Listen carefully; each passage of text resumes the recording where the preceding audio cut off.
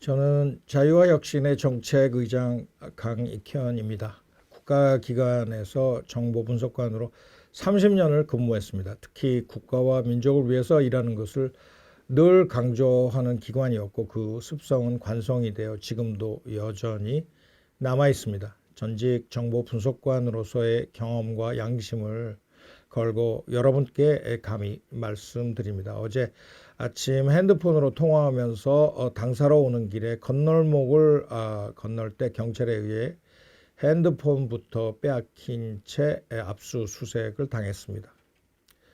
중앙선관위가 자유와 혁신 황교안 당대표의 선거법 위반 사건으로 당사를 압수수색한 데 이은 조치였습니다.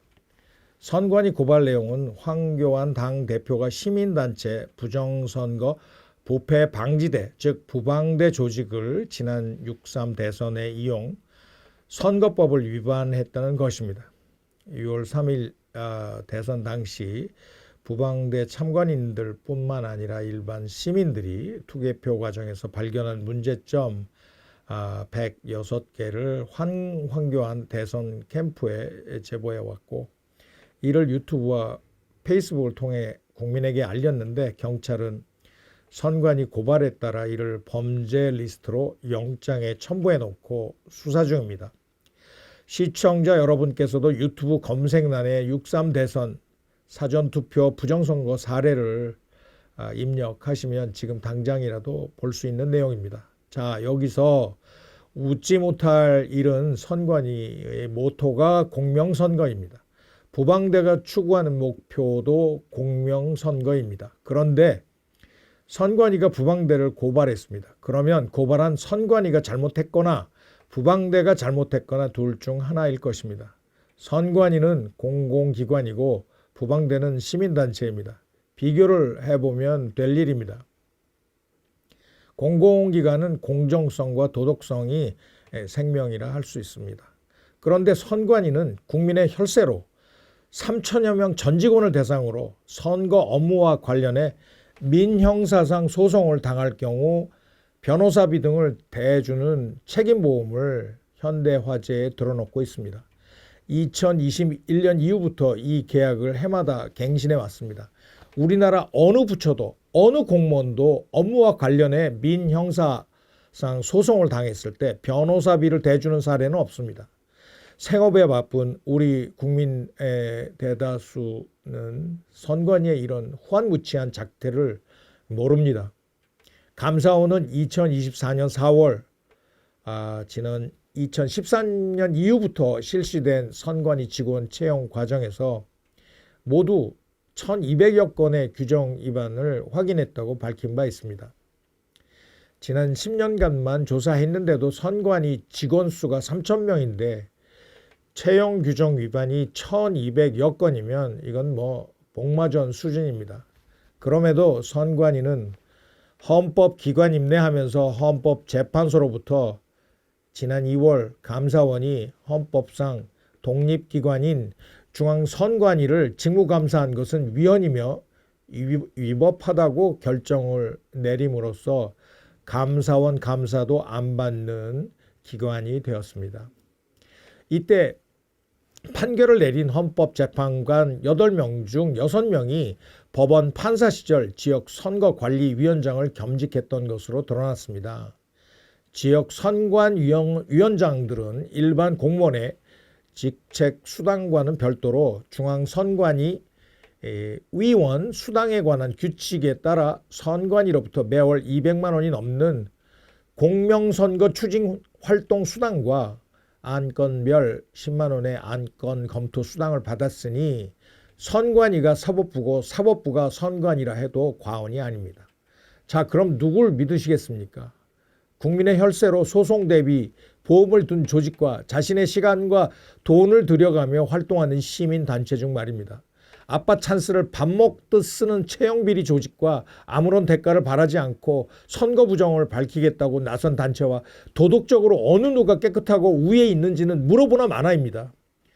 선관위는 원래 이렇지 않았습니다. 과거 선관위는 엄정하게 정치 중립 자세를 견지했고 선거 무효 소송이 걸려도 재검표할 때 기껏 표 차이가 나더라도 10표 이내였습니다. 그것도 표를 잘못 세서 그런 것이 아니라 유효표, 무효표 판정이 애매한 케이스가 대부분이었습니다. 그러다가 김대중 정부 들어 전북 장수 출신의 조혜주가 선관위의 핵심 요직인 선거 과장에 임명되고 이자가 전자개표기를 도입하면서 사달이 나기 시작했습니다. 조혜주 이자는 4급 서기관으로 퇴직하고 나서는 문재인 캠프에 들어갔고 선거 승리에 기여한 바가 컸는지 장관급인 선관위 상임위원장 자리에 오르게 됩니다. 조혜주 이자에 대해 주목해야 할 것이 있습니다. 한국형 선거 빅데이터 구축 방안 연구 보고서를 냈는데 조혜주와 공동 연구자가 고한석입니다. 고한석은 1990년대 조선노동당 중부지역당 간첩단 사건 구속 수감 중이던 1993년 집행유예로 풀려나면서 학문의 비밀문서를 숨겨 반출하려던 자로 당시 안기부의 간첩단 추적 방식 등을 외부로 유출하려 했던 혐의로 적발된 바 있습니다. 선수 중에 선수입니다. 이 고한석이 민주연구원 부원장으로 재직할 당시 연구원장은 김민석 현 국무총리였습니다. 고한석과 서울대 그리고 하버드 행정대학원 케네디 스쿨 동문인 김민석은 작년 4.10 총선 당시 민주당 선대위 종합실장으로 사전투표율 31.3%, 소수점 이하 한 자리까지 맞추는 신공을 보여준 자이기도 합니다. 여기서 고한석을 주목해야 하는 것이 오바마 미 대통령의 빅데이터 분석으로 선거에 승리한 과정을 담은 책 빅데이터 승리의 과학을 저술했고 서울대 중문과 출신으로 북경에서 4년 동안 SK차이나 IT 인터넷 사업 개발 팀장으로 일한 바 있는 인물입니다. 선관위 선거 실무 일선 업무에 빠삭한 조혜주와 간첩이자 중국 통인 고한석 그리고 운동권 김민석으로 이어지는 라인이 형성됨으로써 선관위와 북한 그리고 중국 간의 연결고리를 우리는 짐작할 수 있습니다. 그런데 선관위도 중국과의 관계에서 이상 행태를 보였다는 점을 우리는 주시해야 할 것입니다. 2018년 공식 유튜브 채널을 통해 선관위는 민주주의와 리더십 기획 시리즈 1%만이 아는 리더들의 비밀 시크릿 1, 2편에 중국 권력 서열 4위 왕후닝을 소개한 점이 특이합니다.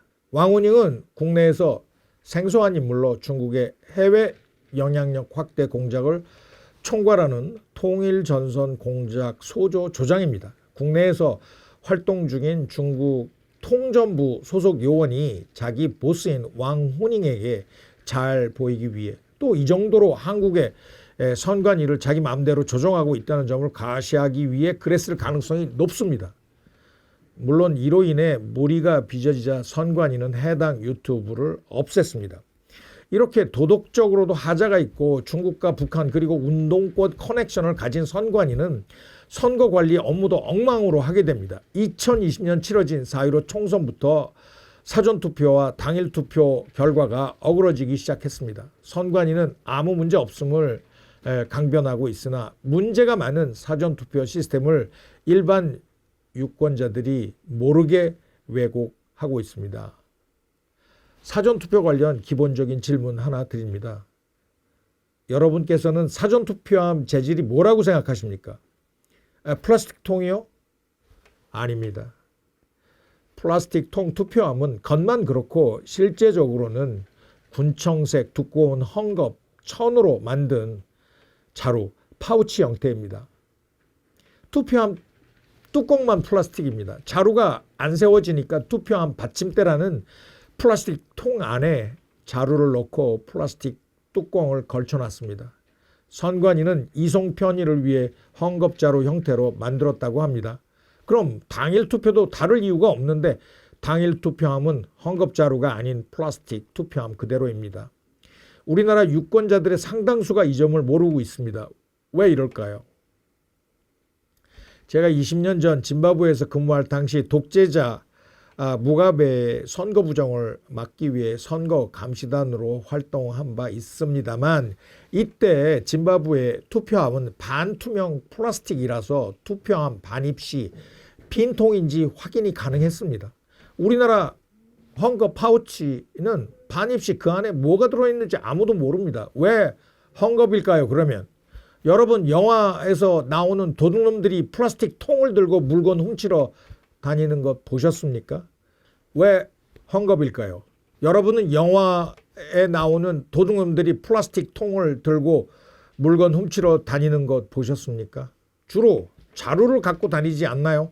왜냐하면 내용물이 많으면 많은 대로 적으면 적은 대로 부피가 가변적이기 때문에 정형화된 플라스틱에 비해서 자루가 훨씬 취급하기에 용이할 것이기 때문입니다. 투표지를 많이 투입해야 할 곳에는 그만큼 많이 집어넣고 그렇지 않은 곳은 덜 집어넣고 하는 과정에서 자루가 플라스틱보다 좋을 것이라는 의미입니다. 그건 그렇고 진짜 심각한 문제는 사전투표가 당일 투표와 달리 사람들이 눈으로 보고 확인할 길이 전혀 없고 오히려 외부에서 표를 대량 생산해서 투입해도 될 정도의 허술한 시스템이라는 점입니다. 당일 투표를 먼저 소개해 드립니다. 비교의 준거점이 되기 때문입니다. 당일 투표를 하러 가시면 우선 선거인 명부에 유권자 본인이 신분증을 제출하고 서명을 하게 됩니다. 1차 확인 장치입니다. 그리고 선거인에게 투표용지 교부 전에 투표용지 귀퉁이에 일련 번호가 적힌 것을 떼어 따로 보관합니다. 2차 확인 장치입니다. 결국 투표자가 기표하고 넣은 투표함에 들어있는 투표지 숫자와 선거인 명부 서명 숫자 그리고 떼어낸 일련 번호 절치부 조각 이 세 가지 숫자가 맞아떨어지면 완전 무결한 선거임이 확인됩니다. 반면에 사전투표는 종이 선거인 명부가 없습니다. 중앙선관위 중앙서버에 전산 정보로 관리되는 통합 선거인 명부만 있을 따름입니다. 그냥 신분증을 제시함과 동시에 손가락 지문을 스캔하면 투표지를 그냥 출력해 줍니다. 이 손가락 지문으로 정부가 보유하고 있는 지문과 대조하여 본인을 확인하는 절차 그거 아닙니다. 그냥 스캔해서 보관하는 기능만 있습니다. 눈 가리고 아웅입니다. 사전투표는 당일 투표 용지에 있는 일련 번호를 아라비아 숫자 없이 바코드로만 인쇄하여 일반인들은 사전투표지가 몇 장 발행되었는지 눈으로 파악을 하지 못하게 만들었습니다. 일련 번호를 담고 있는 바코드 부분의 조각을 떼서 따로 보관하지 못하게 하고 있습니다. 사전투표 용지는 중앙 서버에서 투표자 신원 확인 후 사전투표 용지 발급기로 출력됩니다. 이때 투표 관리관의 개인 도장까지 함께 인쇄돼서 프린트돼서 나옵니다. 공직선거법 158조 3항은 투표용지 발급기로 출력된 투표용지에 투표관리관이 개인 도장 사인을 찍어 교부하도록 규정하고 있습니다. 즉 투표관리관이 개인 도장을 직접 찍으라는 것입니다. 이는 투표용지가 해당 투표소에서 투표관리관이 발행한 것이 확실하다는 것을 증명하는 아주 중요한 절차입니다. 그런데 선관위는 투표자가 많이 몰리면 그리고 밀리면 어떻게 하냐면서 이 개인 도장을 그냥 인쇄 날인해 주겠다는 것입니다. 공직선거법이 상위법인데 이를 위반하는 하위 규칙을 선관위가 만들고 전산적으로 시행하는 것입니다. 한마디로 위법입니다. 여러분 복덕방에서 부동산 중개인이 도장을 계약서에 찍지 않고 사고 파는 사람들의 편의를 위해서 도장 이미지를 아예 프린트 해오면 편리해서 좋다고 하시겠습니까?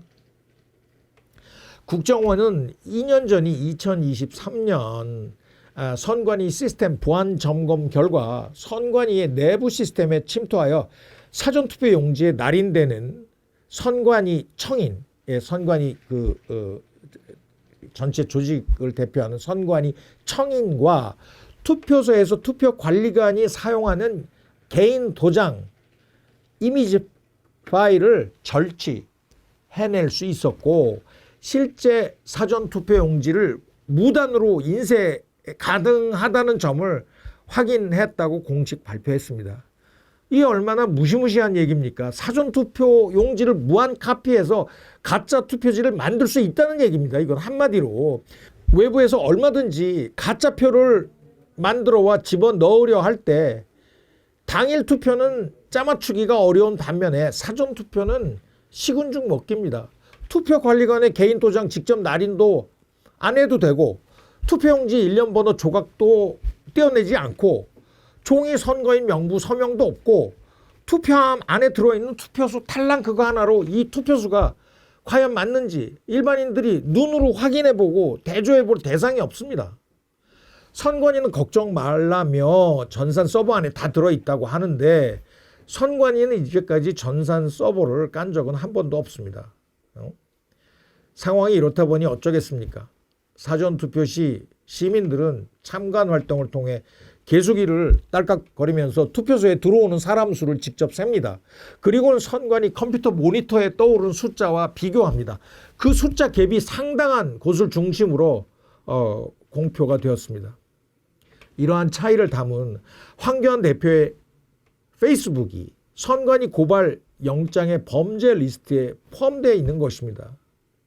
게다가 선관위가 지난 4월 대선을 앞두고 마련한 시연회를 통해 보란듯이 투표함에 붙였다가 봉인지를 떼어내자 투표함에 떼어난 흔적이 남기는커녕 아주 깨끗하게 봉인지가 제거되는 어처구니 없는 사태를 일반 시민들이 목도하고 경악을 금치 못했습니다.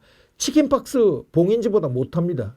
이렇게 가짜 투표지를 투표함에 우겨 넣을 가능성을 차단하기 위해 부방대 등 참관인들은 사전투표함 뚜껑을 열게 되면 표시가 나도록 굵은 매직펜으로 간인 서명을 한 것입니다.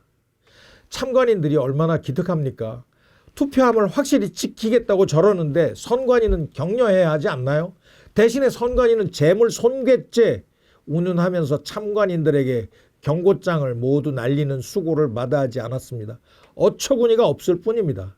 국민 여러분께서는 이런 선거부정 행위를 과연 누가 저질렀는지 내부 고발자 한 사람 나오지 않고 결정적 스모킹 건도 나오지 않는데 그럼 주범이 누구냐고 반문할 것입니다.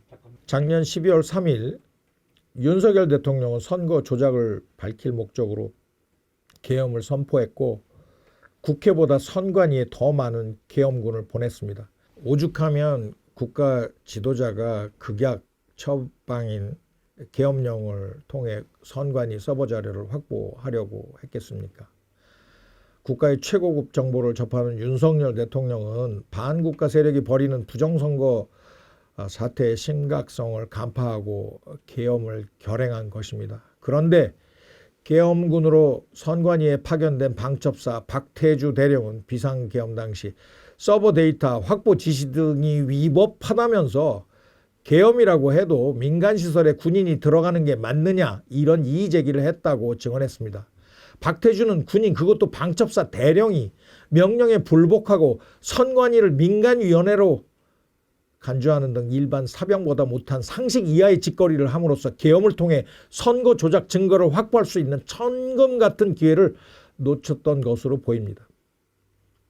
캐나다 정부는 중국의 2019년과 2021년 캐나다 총선 개입을 조사한 독립위원회는 종합보고서를 지난 1월 발표했습니다. 이 보고서는 중국이 캐나다 민주주의를 겨냥한 가장 적극적인 외국 간섭 가해자이며 캐나다를 최우선 목표로 삼고 있다고 지적한 바 있습니다. 중국 안보에 있어서 서해 바다 바로 건너편에 있는 대한민국이 더 중요합니까? 아니면 지구 반대편 만 킬로 떨어져 있는 캐나다가 더 중요합니까? 중국이 통일전선 공작부를 중심으로 벌이는 대외 영향력 확대 공작의 대상으로 캐나다 총선에 적극 개입했을 때 대한민국 선거도 중국의 공작 대상이 되었다고 보는 것이 맞을 것입니다. 미국에서는 캐시 파텔 FBI 국장이 2020년 7월 그때 11월 대선을 앞두고 시카고 공항에서 중국제 가짜 운전 면허증 약 2만 장을 압수했으나 수사 없이 종결 처리된 FBI 정보 보고를 지난 6월 비밀에서 해제한 다음에 상원 법사위원장 척 그래슬리에게 전달한 상태입니다. 운전면허증은 미국에서 선거 시 유권자 등록에 필요한 가장 일반적인 신분증입니다. 그러면 우리 이 대표적 부정선거 사례를 말씀드려야겠습니다. 4년 전 경기도 오산 재검표 현장에서 일본 말로 요고레라고 인쇄 현장에서 불리는 인쇄 오염이 그대로 노출된 일명 요고레 투표지들이 발견되었습니다. 어떻게 한 인쇄 오염이 저렇게 뭉치로 연결된 채 나타납니까? 투표지들이 또 하나같이 새돈다발, 즉 신권다발 뭉치처럼 빳빳합니다. 이렇게 신권다발 뭉치 투표지를 재검표 현장에서 문제 삼자 선관위는 투표용지가 원상회복 기능이 있는 특수 재질로 되어 있기 때문이라고 해명했습니다.